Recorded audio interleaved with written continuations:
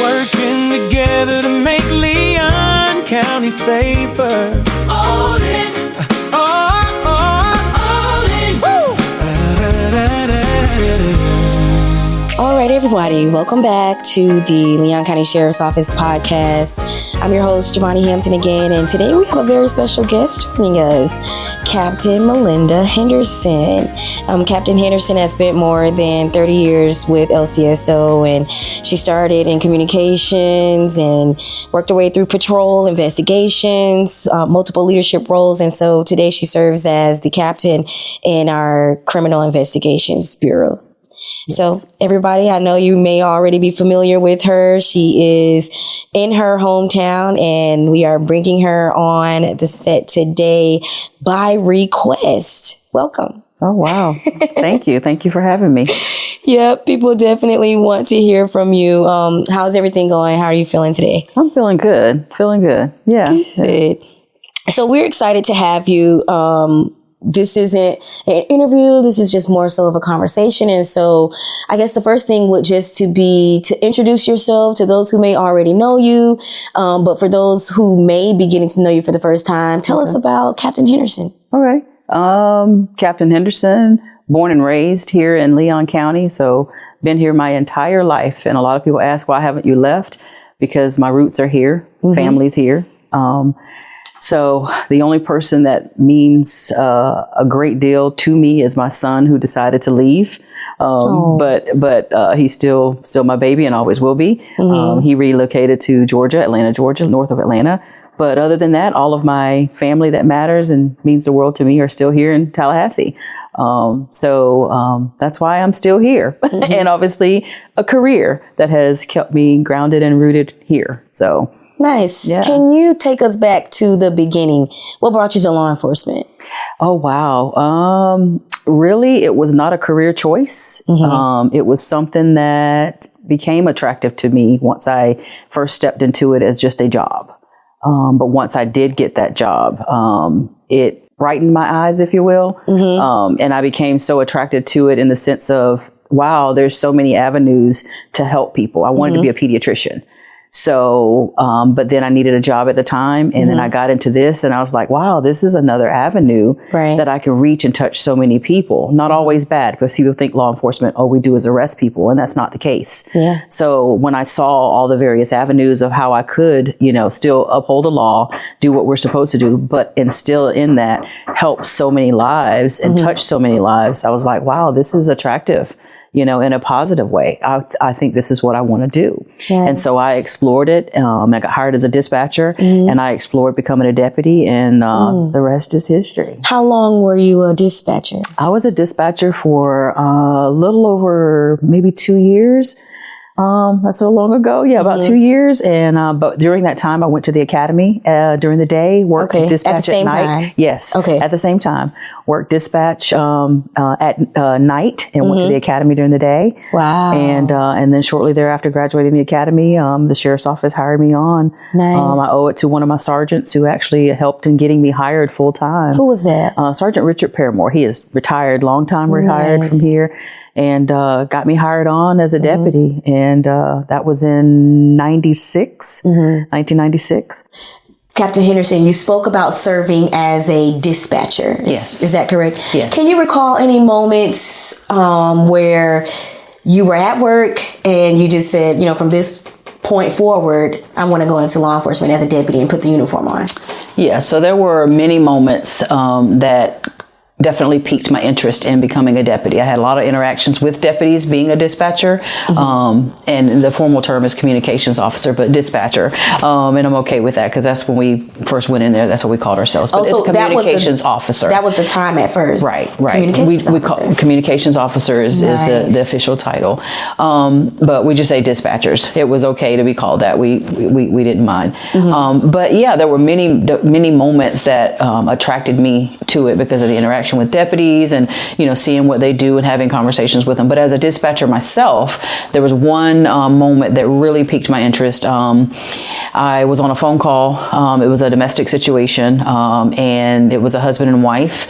And the encounter, I had to stay on the phone with the wife the entire time until the deputies arrived and got the scene contained.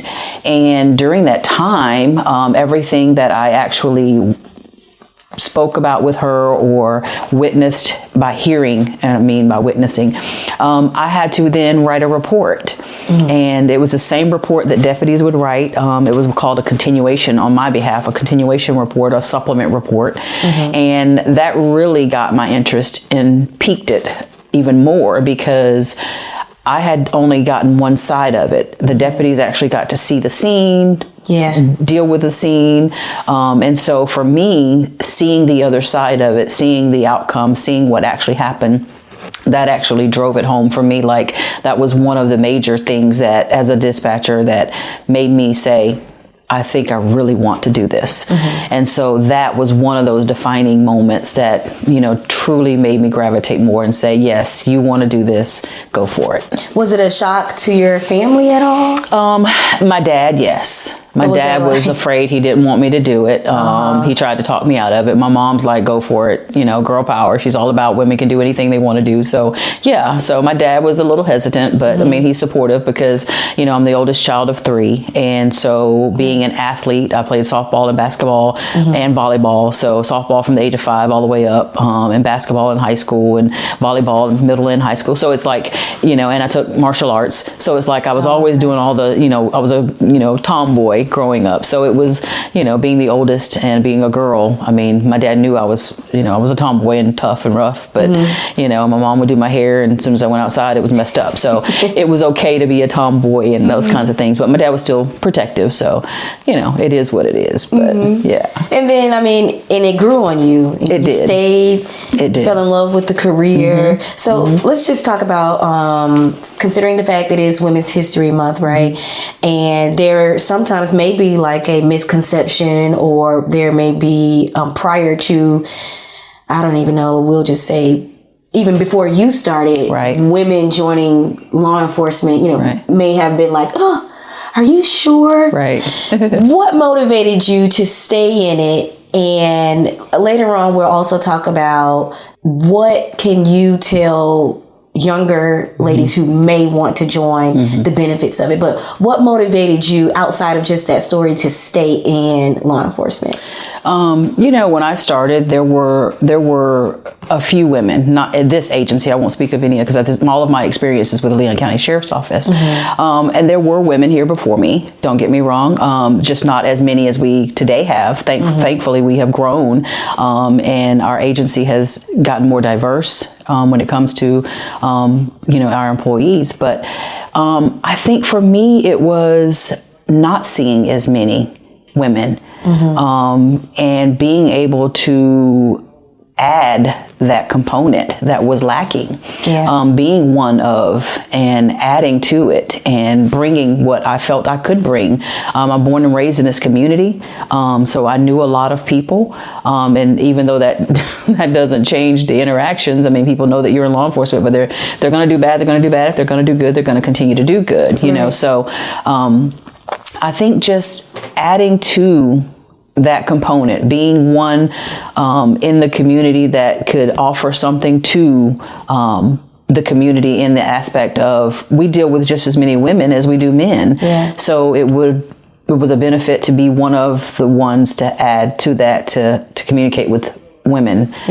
Girls in the community when I, became into the field. So and that's really interesting because obviously the makeup of the Leon County Sheriff's Office is diverse. And then especially on our detention side, I spoke with Captain Dent and Captain Blaylock just last week, and they were saying the numbers are piling in with, female correctional officers, even across the state. What does it look like climbing the ladder? What has your experiences been? Because you started with patrol. Right. So communications, and then I went to patrol. And then from there, I went to school resource, and then from there into investigations. And I stayed in investigative, I say in our investigative world for a while, because I spent about 13, 14 years in investigations before I made the transition back to patrol. It's, I won't ever make it seem like it was easy, because it wasn't. It was a challenge, but you know, when I look back and I think about the challenge, I think all the challenges were just opportunities. Opportunities to continue to thrive, to grow. Everywhere I went in the agency was a growing moment, a learning moment. And also I took along with me, every time I grew, I took it as a teaching moment. So everything that I learned, I was passing it on as well. Yeah, it was tough, challenging, but in the same sense, rewarding. That's good. And since you brought on, kind of passing the torch and making sure others that came behind you also were equipped to climb the ladder, do you have, or did you have any mentors that helped you along the way? Yeah, of course. Who are some of those folks? I reached the capacity that I wanted to get, the rank that I wanted to get. When I walked in the doors, I was like, I'd love to make captain before I leave here, because we didn't have many. And one of my mentors, and I still tell her to this day, was Captain Karen Bodiford. She's retired. She came back. She retired. She still comes here now and does the pet therapy. When she left this agency, I was working for her, in internal affairs. And so she was one of the rare females in the agency when I started. She was one of the few, I should say. And so when I saw her get to that rank, I was like, it can be done. And so I'd still tell her to this day that she's one of the people that definitely shed that light and paved the way to let me know that it could be done. I had many mentors throughout this. I'm on the hostage team, so Brent Coughlin, who's retired from here, the Tim Baxters of the world, those are people that definitely, throughout my career, I worked with and worked for many times throughout the career. So there's a lot that have just, there's people here now today, that help me and still keep me rooted and grounded in things, and, help me still to this day, and that I learned from, the Lakeisha Snows of the world, like that's my sister, although we are, I came into this career before her, but Terry Lopez, that's everybody knows, we think we're blood sisters. We may as well be, because we've been best friends for over 25 years now, for about 25 years now. So even though they came after me into the career, I still today learn from these women. We're supportive of each other. We help each other in every facet that we can. I still today learn, and I will until I leave this career. And beyond the career, I'm going to continue to learn. So. That's great. Yeah. Talk to people about that, because I know for some they heard it and they're like, oh, yeah, negotiation team. How's that? It's wonderful. Actually, I celebrate myself because I think it's a great accomplishment. But this year is actually my 25th year of being a member of the team. And this is, I lose track, but this is either 8 or 9 years now that I've been commanding the team. I actually was a detective working for Brent Coughlin. And when I put in to be on the team, and, I remember a conversation with him. He's like, yeah, you talk a lot. I think you'll do great. I think you'll do great. You're able to talk, and not just talking a lot. He was being a little sarcastic when we had the conversation, but you talk a lot, but that you have a lot of patience when you talk with people, a lot of compassion when you talk with people. So in that, he was, being sarcastic and our joking with each other like we always did. But at the same time, he was one of my mentors as well. And he said, I think that you'll be great for this. So you really should go for it. And I did. And here we are 25 years later, I'm still doing it. And go ahead. I'm sorry. What are the components, or who's involved with the hostage team? So we are currently an 8-member team, and we actually have expanded to 11 members because we're in a transitional phase of some members getting off the team and new members coming on the team. Leadership is changing, so we're going through that phase. But it's currently before Coughlin left, was able to get it up to an 8-member team. So it's 8 members. You have a team commander, assistant team commander in then the other members are all play various roles depending on the call out and what we do. So yeah, it's an 8-member team, and it's training. There's basic training that every member has to get a level 1 training, and most of our members now have at least a level 2, and the others that don't will soon get that as well. But it's training. We train every month, once a month. We train quarterly with SWAT. We're on call 24/7. We are a part, just like SWAT, of a region, so we respond to the region. So other agencies in our region that don't have hostage or SWAT, we respond when there's a need for that. So there's a lot of training that goes into it. We like to call it, it's a mental chess game for us. We, our whole goal is a peaceful resolution. So whatever we can do to speak with people who are going through a crisis and to allow them the opportunity to have someone to talk to and come to a peaceful resolution. That's our goal. What about, some people may say, is it like what it is on TV? You know, is there, and I want you to explain your role when you say that you are the commander. What does that look like? So being the commander, more so, I work in conjunction with the SWAT team commander. So we oversee the teams. We are giving guidance where guidance is needed. We're overseeing the situations, and we communicate very closely with each other and giving, I would say, guidance to our teams, giving yay nays to our teams, basically keeping track of everything that's going on when we're called to a scene. And we communicate closely about every aspect of what the situation is. And we also have to relay that information to our superiors, which is the incident commander. So we basically, and we make decisions about our team, like who's gonna be the negotiator on that scene, the backup negotiator on that scene, and then who's gonna have what positions on the team. One thing I can say about our team, the negotiation team, is that, currently we have a very great dynamic amongst the team. So there's nobody on the team that's incapable of doing any role when it comes to it. So everybody fills in, and any gap that's there, they notice it and quickly, get the job done. Nice. Now, what would you say has been one of your favorite, if they're all equal, but have you had a favorite role that you've served in, and also which one have you served in the longest? Which role? So, as one would have it, I've purposely sought out throughout my career to gain as much knowledge and experience as I can in everywhere I've gone. And I have averaged, I think, anywhere from about 2 to 3 years in every position that I've had, with the exception of supervision, because that's not up to me most times. And none of it's up to me. It's wherever the sheriff, has required you to be and do and serve. But I've been fortunate to spend, prior to supervision, I've been able to spend at least 2 to 3 years in every position. I think the longest position that I remained in was when I was a violent crimes detective. I was there for about 5 years.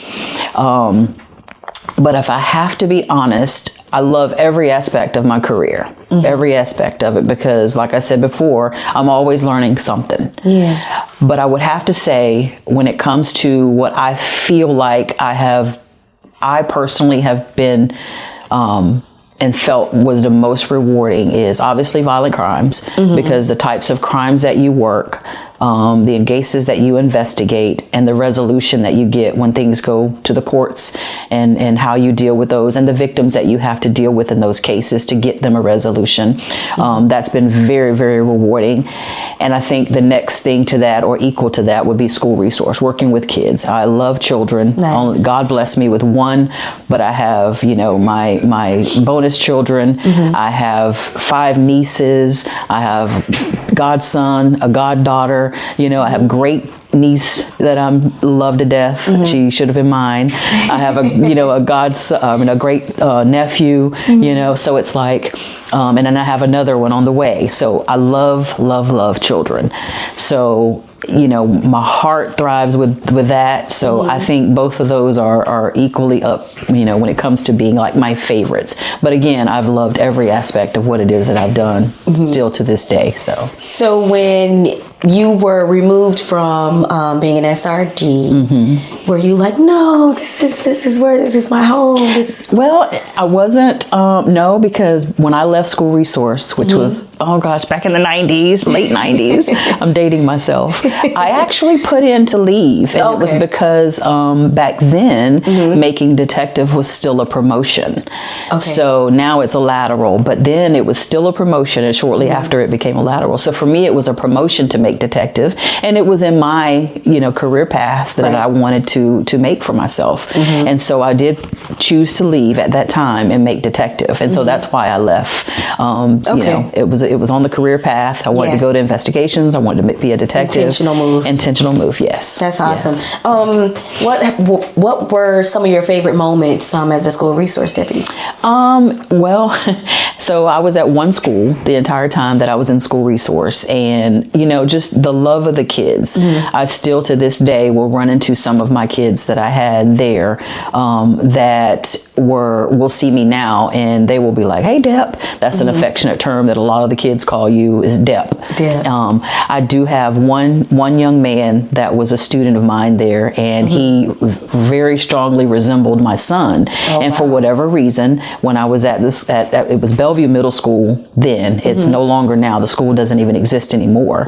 But I was at Bellevue Middle School, and I had one young man who was one of my students, and everybody thought he was my son. And I don't know how it happened. It just happened.